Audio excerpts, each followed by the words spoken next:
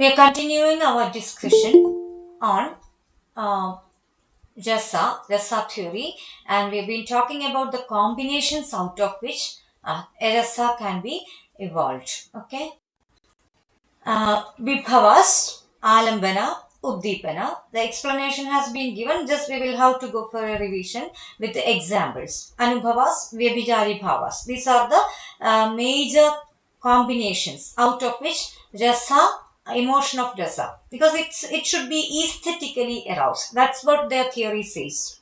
Indian aesthetics, the Rasa theory says so. Any rasa. We are going to list out 9 Navarasas according to Natya Shastra by Bharata Muni. We are going to describe, we are going to list out 9 different rasas. And there we have to see this combination of that aesthetically arising something aesthetically. Any of the rasa is to be is to be uh, evolved out of some aesthetic combination. Aesthetically it should come out. So Vibhavas, Alambana, Uddipana. Let us just go back to the kind of examples that we mentioned. Okay, so I showed you some pictures and I showed how it is very important. Like all these circumstantial so cases, direct and circumstantial. That is Vibhava. First one, Vibhava. In that, we have two main types, that's Alambana and Uddipana. Alambana Vibhava, Uddipana Vibhava. So, what is Alambana? A person or persons with a reference to whom an emotion is aroused. And we took that example of those two lovers from the artistic work Abhijnana Shakuntala, where Dushyanta and Shakuntala, they are in love. And we told this is Shakuntala is the Alambana of Dushyanta's love. So out of that, actually, this person to with a reference to which to whom this emotion of love is aroused. There are all the background features of Deepana that is arousal of that emotion actually because of the background features, and we compared and contrasted it with some waste dumping area where these two lovers are standing. You can never say that the proper arousal of that emotion and this rasa can be there, the rasa of love. Love is one of the rasas, one of the 9 rasas, as listed out by Bharatamuni. The Uddipana is all the background features. There should be better, good background that is contributing to the arousal of that emotion, whichever emotion it may be. If it is love, that Uddipana, the background should be according to that, contributing to that. If it is fear, then obviously it should be something different. Here, if it is as it is with in Dushyanta's and Shakuntala's case, it is love as love is the rasa, so that it should be beautiful surroundings with some hermitage, flora, fauna, river, birds, flowers. So those are the Uddipana Vibhavas of that love as the rasa. But think about the next example.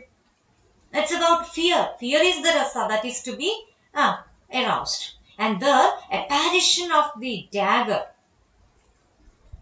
Macbeth, in the plot. We just go and see what happens with Macbeth. It's about the royal murder, and after committing the crime, Macbeth is worried about the kind of it's about regret. Regret maybe is the fear is the and sees the apparition of dagger. So that scene where Alambana that Rasa is fear, and that Alambana is this apparition of the dagger. Because of the dagger, that particular presence, this fear is evolved, aroused. And which are the Uddipana Vibhavas? Whether which are the background features? Dark midnight. It's not daytime, dark midnight. Think about some ghost movies and all. How do they create the effect? Strange sounds around. Sometimes showing certain archetypal imageries are there, like certain sounds, certain animals shown in the background, constantly used. Okay, so that is the way. In the case of fear as the rasa, fear as the next another rasa, you have one alambana and another uddipana vibhavas combining together. Then another example, it's a very casual example we are taking. Man drawn towards a young woman. When a man is drawn towards a young woman, they kite alone in a beautiful place. Moon shedding light, fragrant breeze blowing. So this is the way man and women, the man and woman. One can be taken as the alambana of the love, in whom that love is aroused. The other one, the reason, can be taken as the alambana for that love. That is man and woman, or man and woman together, because of them together, that alambana, this love, sorry, that love as an emotion is aroused, and rasa is evolved because of the beautiful circumstances. Like think about this moonlight, fragrant breeze blowing, and just to compare it, that's why we need the comparison. This uddipana, this background, beautiful background features are important because if it is instead of this fragrant breeze, if these people are standing near a waste dumping area, this is going to be problematic. If there is all waste, everything all around them, that's not going to arouse that, or that is not going to bring that effect of that rasa, love as the rasa. So this is the way the first main term and the subsidiary secondary terms, that divisional terms are explained in the theory of rasa. Now we are going to talk about anubhava. Second term, we see anubhavas, and the third one is going to be vyabhichari bhavas. So anubhavas, what do you mean by anubhava, or how it is important in the arousal of rasa? Anubhava is the second element of rasa. Second element of rasa, and it's going to be the bodily expressions. Bodily expressions by which the emotion is expressed. See, the term itself gets us the idea. Bodily expressions by which this emotion, if it is love, if it is fear, or any of the nine rasas, those have their own. Each has its own anubhavas. Think about love, the emotion of love. Well, you can talk about longing glances, sighs, smiles. These are the anubhavas of love. Okay, you see that is always portrayed in visual representation and all, or even people who are in love. It's about longing glances, sighs, smiles, whatever, and it's about love as the rasa, where bodily expressions come in this way, and that can be termed as the anubhavas of love. Okay.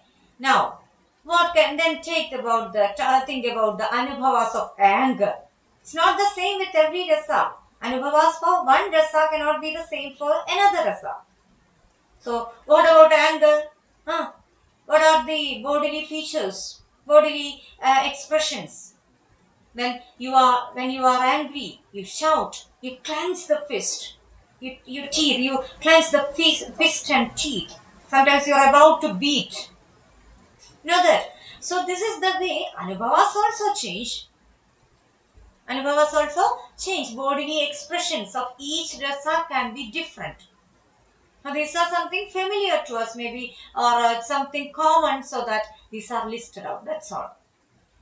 Okay. So once we discuss those nine rasas, try to list out, make a list of your own, make a chart. It is going to be a good task. Which can be the Vyabhijari bhavas, which can be the Anubhavas, which can be the Vibhavas, which can be the Alambana and Uddipana. Just make a chart. It can be a very good task for us. Now, Vyabhijari bhavas. Next, third term. Don't be confused. This is going to be the third term. We discussed Vibhavas. We discussed the divisions or the major components like Alambana, Uddipana. Then we talked about Anubhavas of each rasa. And now the last term, Vyabhichari bhavas. Think about this, note down the spelling. It's not CH, but we pronounce it as ch. Okay. What are going to be Vyabhichari bhavas? What do you mean by that in Rasa?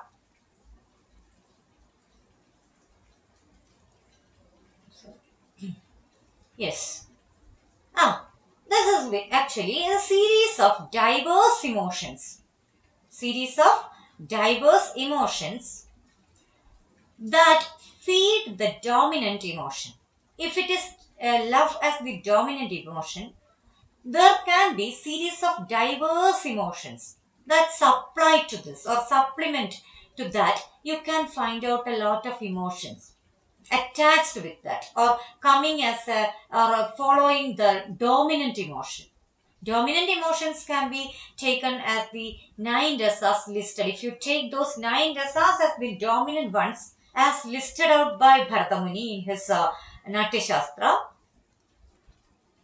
there can be some diverse other emotions, some kind of a subordinary nature, which supplement to the main or dominant emotion. You know what do you mean by dominant? Something which is the prominent one or the major one. Here, you just think about the love as the main dominant emotion, love as the rasa, but that series of diverse emotions can be anxiety of a woman waiting for her lover. First one, okay, a woman is waiting there, she's in love with a person and she's waiting for the lover, and the person is not coming, has not yet reached yet.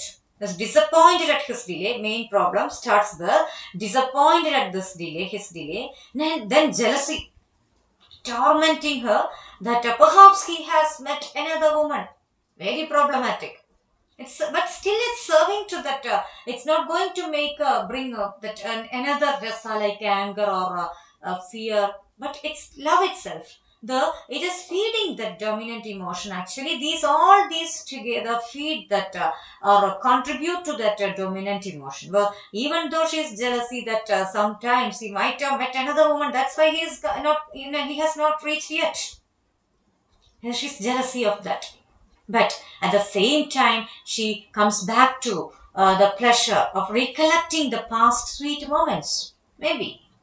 So that is the way all these together, all these emotions together supplements to the dominant emotion called love again. So that is very funny. But at the same time, this is Vyabhichari Bhavas. And this is a a combination of diverse emotions that is in one way or other feeding enough for the dominant emotion. So different subordinate bhavas can be there along with the dominant one.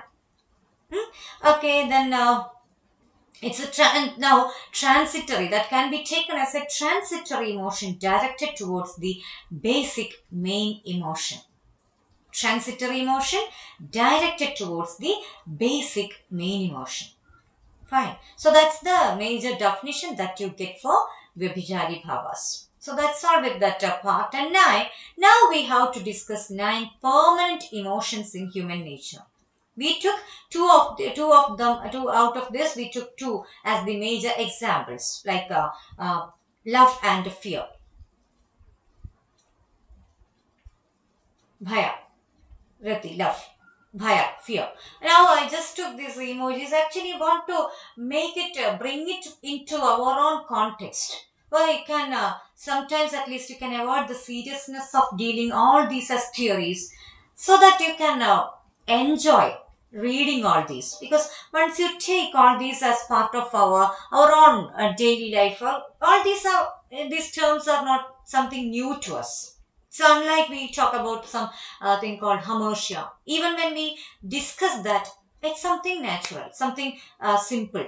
But the term, to listen to that term like hamartia, tragic flow, catharsis, even at least those look different or something new. But think about all these terms, at least the English terms you're familiar with, or even that's other terms which are there. Even in Malayalam, we use those terms. If not very commonly, krotha. We say deshyam. But Krotha is a term, Krotham is there in Malayalam. So it's exact translation for that. Maybe Sanskrit. Most often, Indian aesthetics and all take Sanskrit terms. That's why these are not part of our daily life conversation. Still, those terms are not something very new or unfamiliar to us. Now let us see. Bharadamuni in his Natyashastra says that 9 permanent emotions are there in human nature. These are always there. These are permanently there. And okay, according to the situation, according to occasion, these come out. Permanent emotions, he says about permanent emotions. And once these emotions come out in a human being or in anyone, in an aesthetically contributing situation, that can be called Rasa. Otherwise, these are there as mere emotions in a human being, in a person. But when there is equally contributing background features or any other major components which we have listed out, അങ്ങനെയാണ് ഓർമ്മിക്കേണ്ടത്. നമ്മൾ 3 കാര്യങ്ങൾ പറഞ്ഞു, 3 definitions and 3 explanations, 3 major components of out of which this is about a combination. Think about a mold for some food items. When we prepare, when we bake something, we have to add all those together in the proper proportion. Then only you can make it proper. Otherwise, it's about the components are there, but you don't know how to make a curry out of it. You don't know how much salt you have to add, which all vegetables are fine for that, which all the vegetables you don't take for making a particular curry. Even though you have all the vegetables for the with you, you don't make use of all those for making all the curries. The same way, we need all those components, but in the proper way and proportion. Here, these emotions are there as we talk about some bodily features like sugar, pressure, certain bodily fluids we say. That is there. But there is a proper proportion. Otherwise, we talk that it's not normal. Yeah. When we have a proper count for everything. In the same way, all these 9 emotions are permanently there. Actually, according to Nati Shastra, it says that it's permanently these emotions are there in human nature.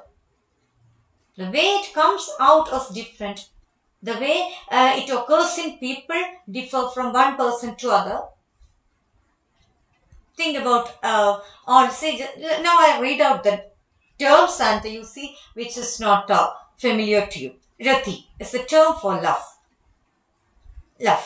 And I just took some emojis. I'm not even sure, but searched in internet resource, some internet resource for taking some of the emojis that we constantly use. Even that change according that those change according to person to person.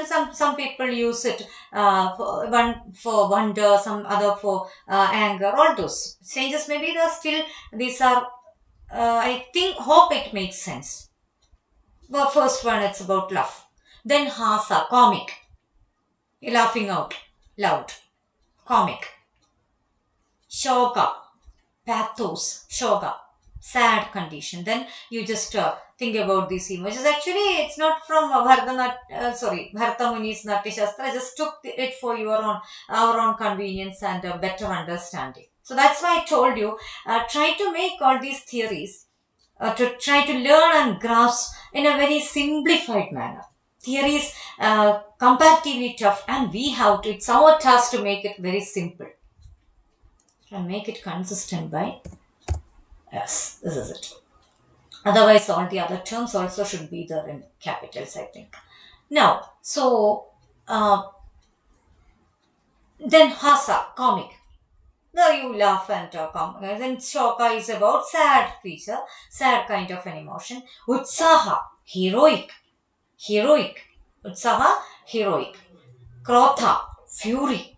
You're angry, anger.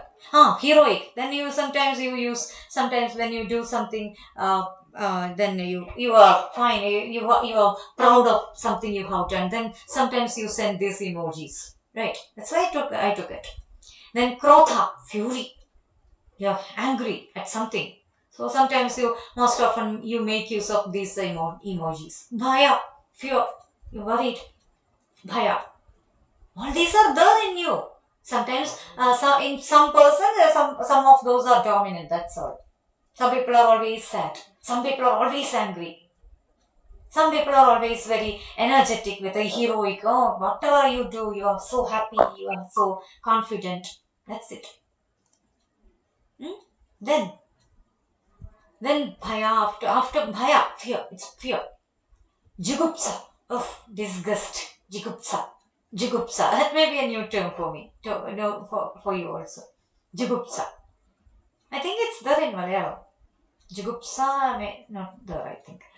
Disgust. Disgusting. Ugh, it's disgusting. Sometimes we say that. So evoking some kind of boring kind of situations can bring disgust in you. You're getting bored. When I exceed time after some 10:30, then your face is show disgust. If it is an offline session, people show disgust. They start looking at the watch and all to show the disgust. Oh, she is not stopping. That's it. That's the way. So now, eighth one can be Vismaya, wonder. Wow, you are something. You wonder stuck at something. I don't know whether this is a proper emoji. Still, sometimes you're it's wondering, wonderful. Then last one, Sama, calm, calm. So it's eyes closed and you're okay. You accept something and you're so calm and cool, quiet. So this is the way you just try to remember. Anyway, you have to recollect these nine terms. So try to some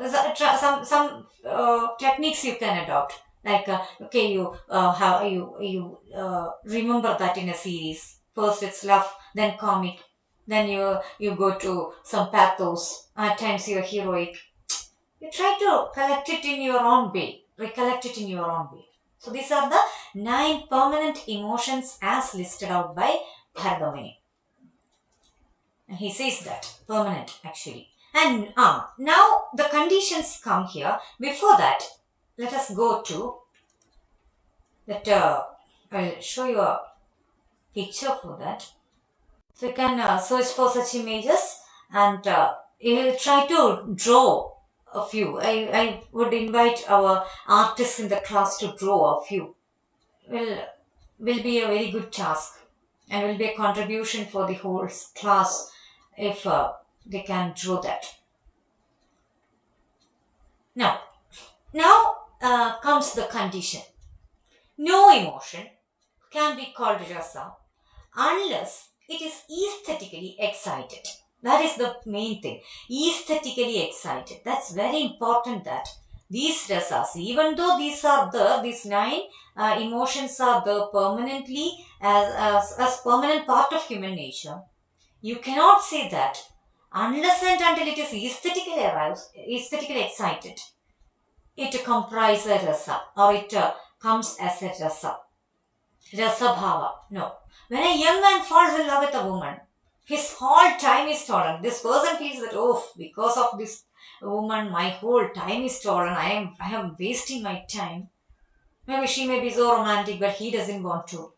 Or the reverse. Well, these people are not enjoying the time together. It's just about a kind of, yeah, for the sake of saying there's love between them and these people feel that its whole time is stolen. We can't say that he is moved by Sringara Rasa. There is nothing called a Sringara Rasa there. Okay, that term also is there as a broad one. Love, Sringara. Then I think that can be taken as the main term. And a man weeping on the death of his son. It's not Karuna Rasa. So I think it can be connected back to that Isi Karuna Rasa and or can be connected back to the term catharsis. Where even when you are sad, there is some kind of aesthetics behind it. So it's an emotion excited by artistic situations only, then you can call it rasa, some bhavas out of it. Otherwise, it's about, yeah, you have some permanent emotions in your nature as human being. That's all. Apart from that, all these artistically exciting situations, out of which, if you have these emotions, then you can call it as the arousal of rasa. Exciting. So that's the only way. That is a condition as given here in the text. But at the same time, how these dominant emotions are aroused by aesthetic or artistic means is still a debatable point. It's a debate. Still, it's going on because it's about a person's opinion. He gives it there. Even as a theory, even theories can be refuted, can be defended or refuted or opposed.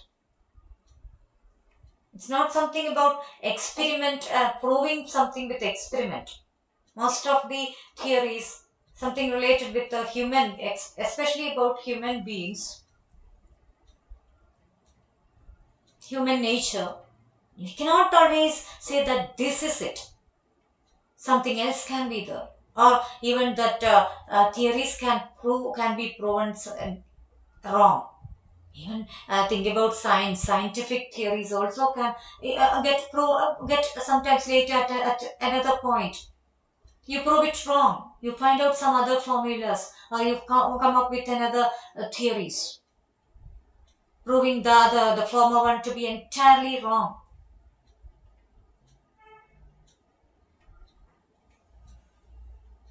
About the geology, all those differences you might have come across, you may be aware of.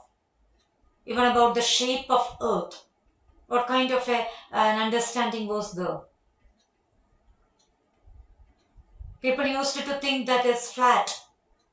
Earth is flat. Is it so? As we can walk straight on road, at times there is some up and down, but still no one used to believe that it is geoid shape. It's some comparatively round shaped uh, earth or something is like that. No, people used to think that it's flat. Later it was proven wrong. So in the same way, here, especially when you talk about something related with the human beings, likely to have much more confusion, likely to have much more exceptions and changes. So how these dominant emotions are aroused by aesthetic and artistic means it's a debatable point. Only then they say that only then it is aroused. Then only then rasa is evolved. Rasa is coming out. Otherwise, it's just as the emotions there. So that's a debatable point, but Bhargamuni says so in his Natya Shastra. We just have to discuss that as part of our learning theory. So anyway, all these are contributions. That is the question, that is the answer. Why are we learning all this? Why do you teach all this? The reason is these people have been there, their contributions have been important, at least for the sake of thinking differently later, at a later point of time. Think about the inflexibility towards art. In the case of some of the former or classic critics like Plato, at least we can compare their ideas with the kind of freedom that we enjoy now in artistic works. So that comparison at least brings a kind of relaxation. Or even without discussing, without having knowing about their contribution, we have to know something. It's about going in a linear fashion from beginning to the new trends. We have different multiple theories, literary theories now at present. But that doesn't mean that their points can be skipped throughout. In the same way, Indian aesthetics later a lot of theories came. Not theory. We don't have to say these are something very urgent, very prominent, very strict theories. But You can take this as very casual not examples, take it as a casual opinion heads. Any theory can be like that. You have multiple other theories, sometimes familiar for you, like feminist theory, Marxist theory, modernist theory. We will discuss all those. Just because of there being a modern theory, modern literary theory, it's not mandatory that all of you follow that. It's not necessary that all of you stick to their tenets, their ideas. Those you have to follow all those ideas. Even those people who stick to one particular theory, follow one particular theory, belong to one particular theory and its school, may have differences in at least a few of their own tenets, ideas. Think about feminism. Multiple phases are there. It's not just about unique way of expressing women empowerment. Different women, different people do it in different way. Different women take feminism and the provisions in different other ways, different ways. Some of them practice it. Some of them just talk about it. Some of them take a diplomatic stand. So this is the way. And the same way, in any literary theory, you can have difference of opinion. You may be fine with a few of its tenets, but at the same time, you feel a few of those to be invalid. So that's our provision. The readers, the people who access these theories have the provision or the freedom to deal with that. But after all, ultimately, it's about knowing that these contributions are there. Okay? Yes. Now, to the next topic, next main heading, Vyanjana or Sahrudaya. Sahrudaya. Vyanjana. It's a new term. Sahrudaya also may not be a very familiar term for you. Here, Vyanjana is a suggestion in poetry. Suggestion in poetry was sort of poetic charm. It's a sort of poetic charm. We will discuss all these. Can be the soul of poetic charm. It can be the extraordinary found in all works of art. Hope you can connect it with the embellished with artistic ornaments as given by Aristotle. When you talk about something extraordinary, when you talk about something called ornament, flourished language, ornamental language. So here Indian aesthetics. Now we have another point to discuss. This is Vyanjana. It's a suggestion in poetry. What is that? It's an extraordinary found in all works of art. Think about the poetic language. Hope I'm making sense. Think about the poetic language. Just wait. Uh, extraordinary found in all works of art. Think about you. Just think about any of the poems that you read. Does it bring the same feeling of you reading a newspaper report or a scientific essay? No. No, not at all. There is something different in the way you get points there. You get the ideas there, the theme, the characters you come across. Sometimes there may not be character, a particular named character, but there is something extraordinary in that language. So poetic charm, you're talking about the poetic charm, beauty.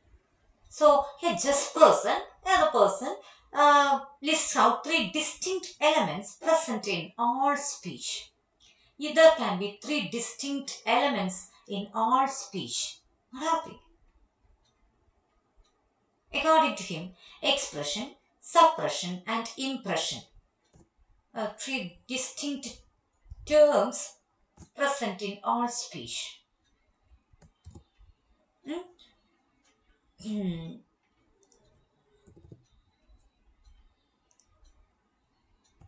Yes. So, expression, suppression, impression. What are they? Let us see. What is this expression? It's very normal that it happens in every writing, every speech. There is expression you're expressing. Then you come across these two terms, suppression and impression. What are they? The ability of a writer in his ability to impress by suppression. The ability of a writer lies in his ability to impress by suppression. What is that? Any poem. Why do we always need an explanation for most of the poems? It's not a very easy as you read an essay or a short fiction or even a novel. Most often, some 4 to 5 or 10 lines poem demand much more explanation. Think about the way we dealt with the poetry paper. To look at the poem, it may be just, it runs to some 40, 14, 16, 18 lines.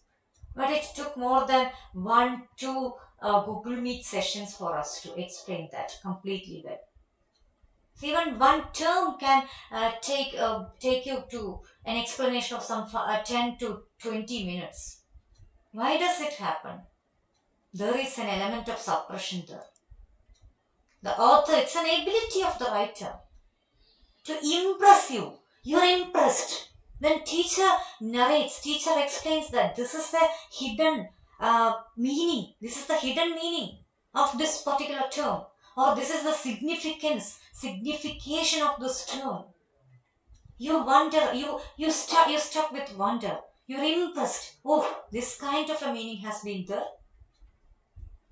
അല്ലേ ഞാനത് വായിച്ചപ്പോൾ എനിക്കത് അങ്ങനെ തോന്നിയില്ലല്ലോ this kind of a meaning is there. You're impressed because of the element of suppression, and that is the way it is expressed.